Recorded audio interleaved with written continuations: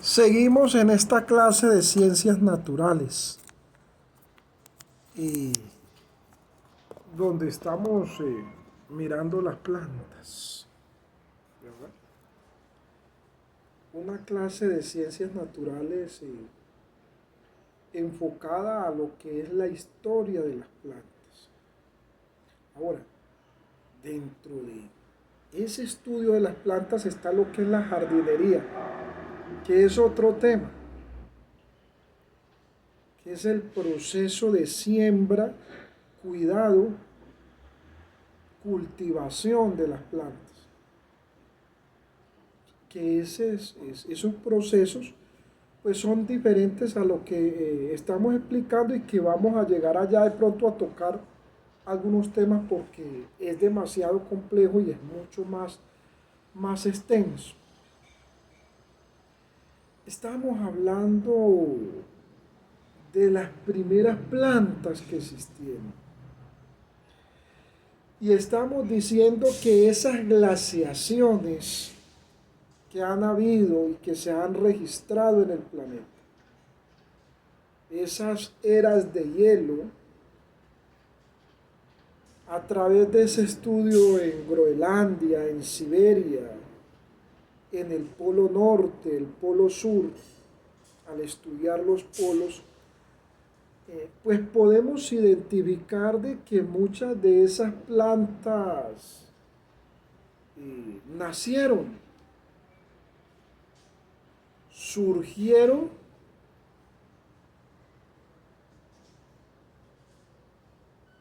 en esos tiempos primitivos, pero que esas plantas no realizaban una fotosíntesis. Su sábila, su clorofila, no tenía una composición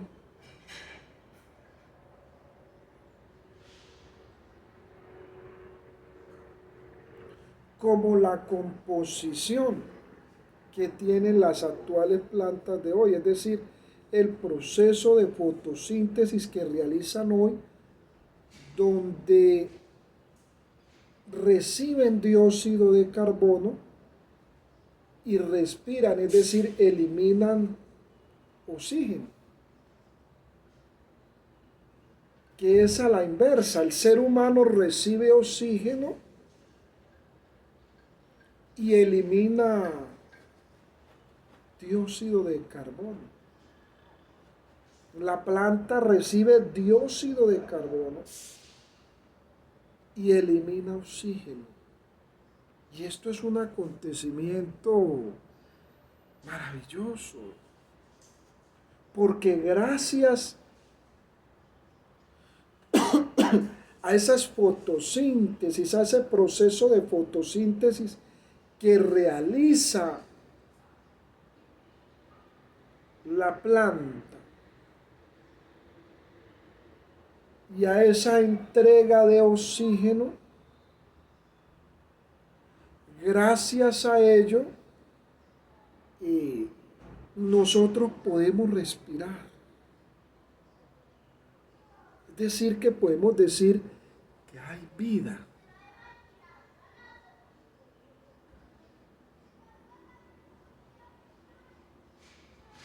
Ahora, esas primeras plantas que existieron no dependieron del agua, no dependieron del oxígeno, sino que dependieron de sustancias químicas muy relacionadas a las que están compuestas hoy en los volcanes.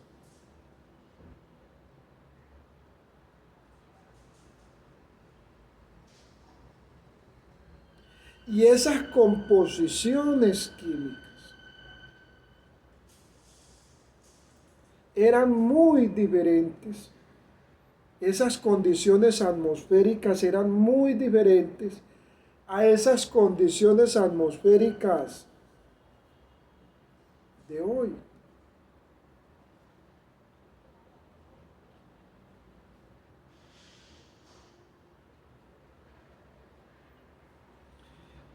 Lo que nos está indicando lo que nos está arrojando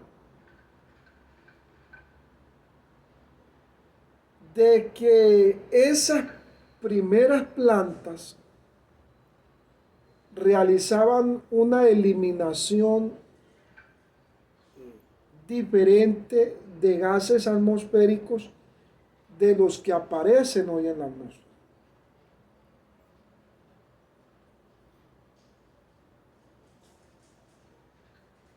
Ahora, esas glaciaciones, esas eras de hielo que existieron, permitieron una eliminación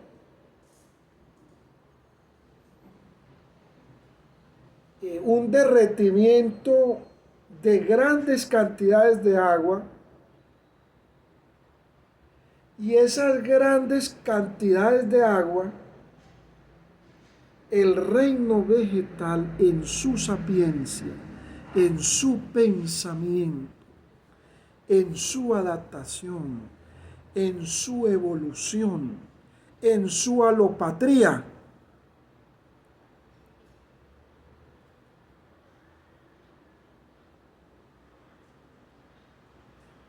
fueron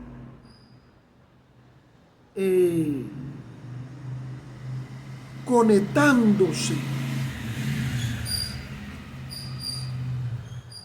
buscando, parece ser que las plantas a través de sus raíces y esa interacción que tienen con los minerales del suelo, esa interacción que tienen con la tierra, ellas van identificando los componentes químicos o los minerales de los cuales están más abundantes en la tierra y con los cuales pueden originar lo que es la clorofila, lo que es la savia, lo que es los cloroplastos, y pueden darle mayor desarrollo y empezar a crecer y empezar a evolucionar. Empezar a evolucionar. Ellas van mirando,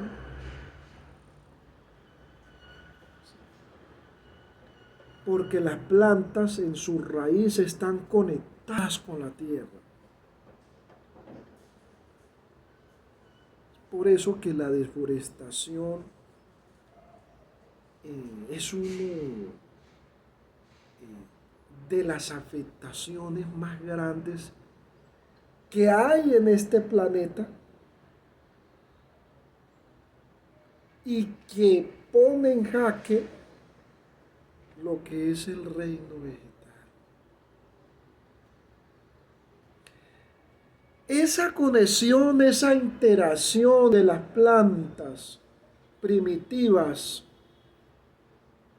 de la prehistoria con la tierra, porque las primeras plantas nacieron cerca de lugares pantanosos.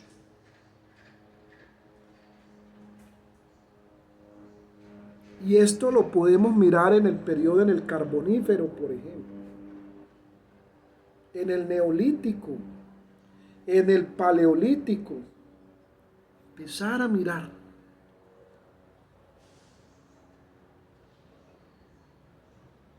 Todavía hay plantas que nacen cerca de lugares pantanosos o que nacen en medio de los ríos, en medio de las aguas. Esas fueron las primeras plantas que empezaron a existir, que se empezaron a originar. Esas fueron las primeras plantas que empezaron a aparecer. Y esas primeras plantas que empezaron a aparecer, que empezaron a nacer, fueron desarrollando su sistema Es decir, esa célula vegetal fue evolucionando hasta en su núcleo y sus cloroplastos y su cloropila y la savia empezaron a darle en un mayor componente a lo que es el agua y el oxígeno. He ahí el gran aporte del reino vegetal, de las plantas a la vida del Homo sapiens. El oxígeno. El oxígeno. Empezaron, como encontraron grandes cantidades de agua debido a las glaciaciones, empezaron a producir oxígeno.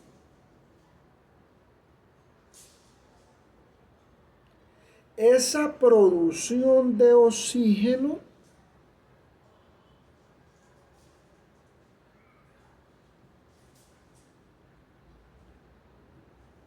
que dio vida a las plantas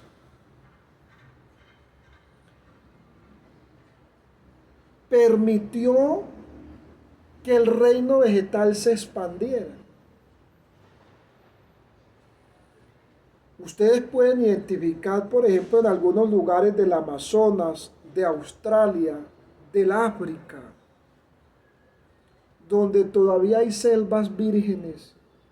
Es decir, que no ha llegado la mano del hombre, no ha llegado la artificialidad, no ha llegado el contacto humano, no ha llegado la deforestación.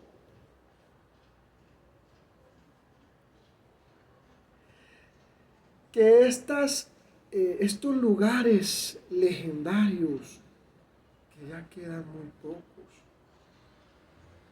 y que deben de ser declarados reservas naturales. No solamente deben haber reservas naturales para el cuidado de los ecosistemas de los animales.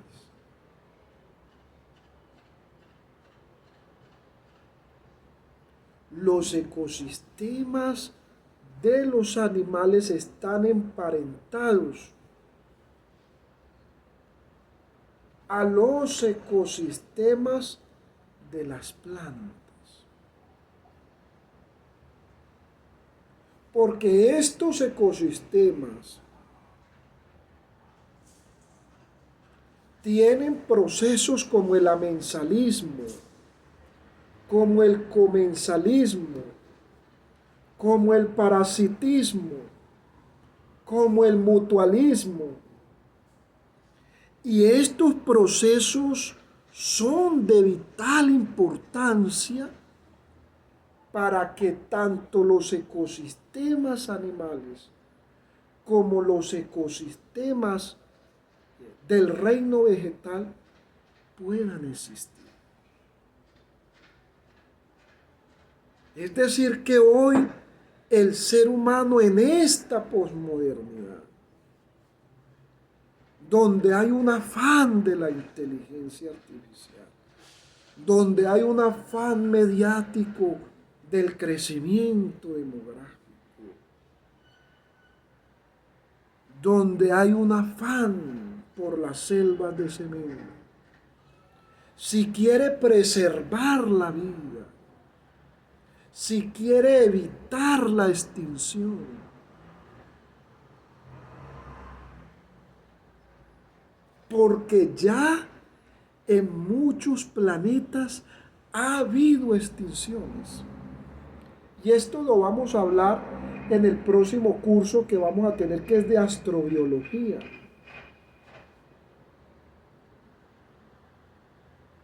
Ya han habido grandes extinciones. No es la primera vez que el ser humano se enfrenta a una posible extinción por él mismo, por el mismo Homo sapiens. No es la primera vez que nos enfrentamos a una extinción, a una lista roja. Muchas especies que han desaparecido y que hoy no están con nosotros nos dan esa voz de alerta. El dodo, el mamú, el tigre dientes de sable, la megabestia, el oso perezoso gigante y muchos otros más, pues son especies que se extinguieron.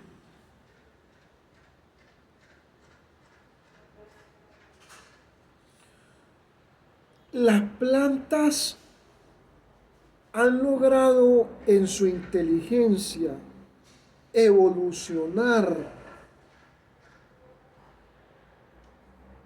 cerca a los ríos, a las aguas, producir oxígeno. Y esa producción de las plantas, esa producción de oxígeno,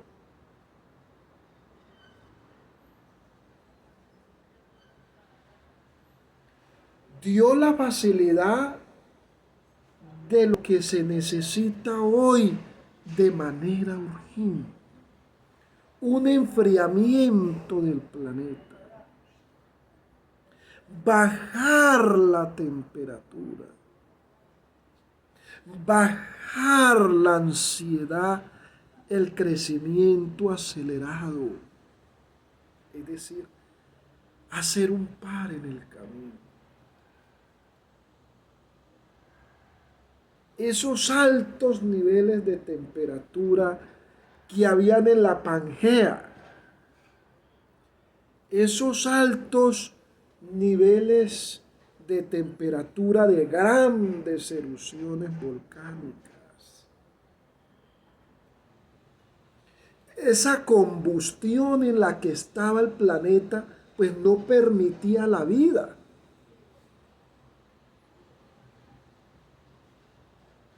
No daba lugar a la atmósfera gaseosa de oxígeno que disfrutamos hoy.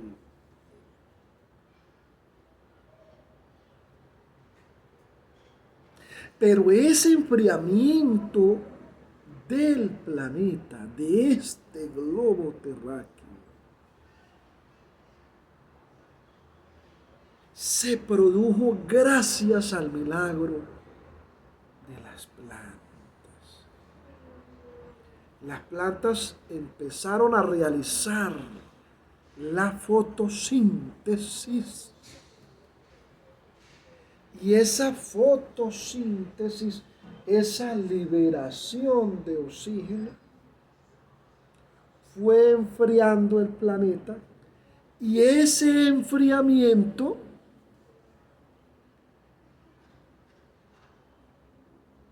permitió que la Tierra, entre las plantas, hiciera una especie de refrigeración.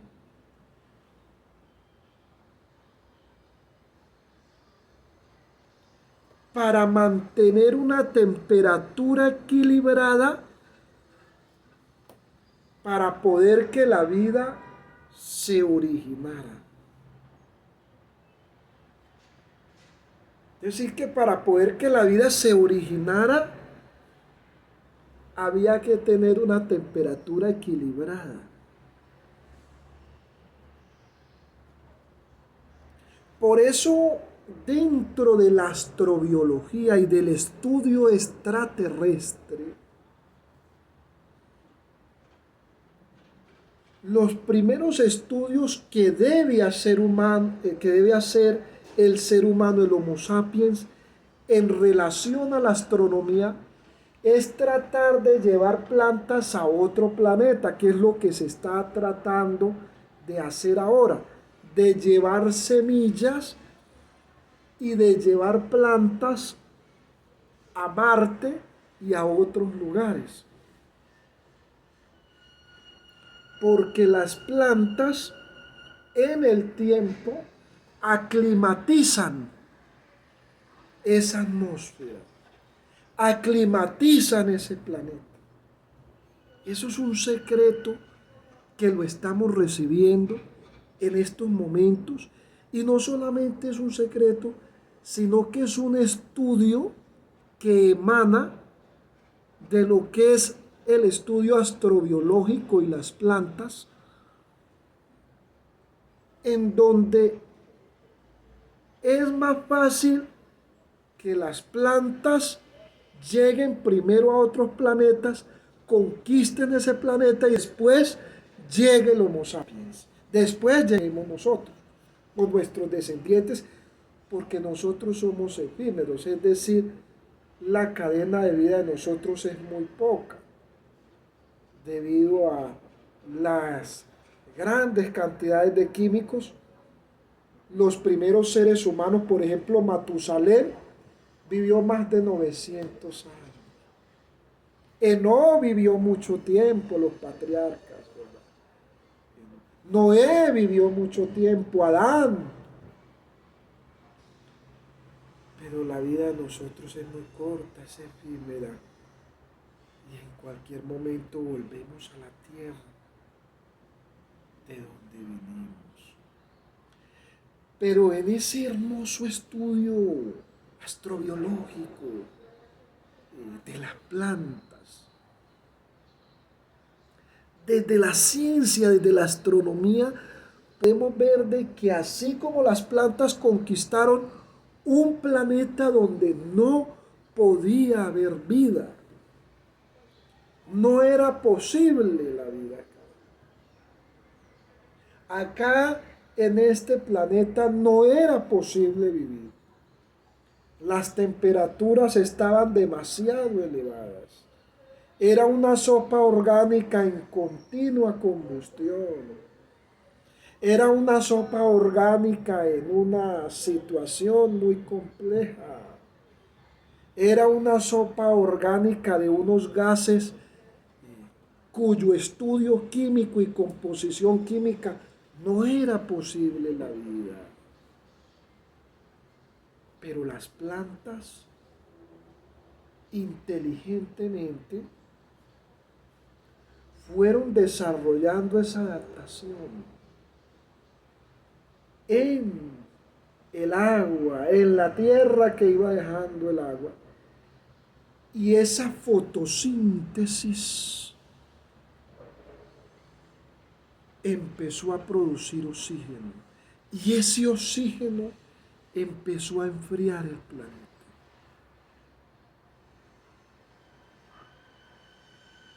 ¿Qué es lo que está asfixiado hoy en muchos lugares? Muchos lugares del planeta están asfixiados,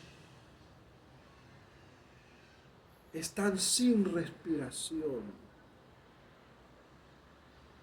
porque se ha mermado esa cantidad de plantas que hacían ese equilibrio junto con el agua y la tierra. Se ha mermado esas plantas, y al mermarse esa cantidad de plantas hay un desequilibrio en el ecosistema, y esas selvas de cemento, esas arquitecturas a los ojos del antropoceno, es decir, el antropoceno, ¿sí? El antropoceno es esas arquitecturas donde las plantas se han reducido. Hay un desequilibrio, y ese desequilibrio lleva a lo que es que la temperatura se eleve. Al elevarse la temperatura,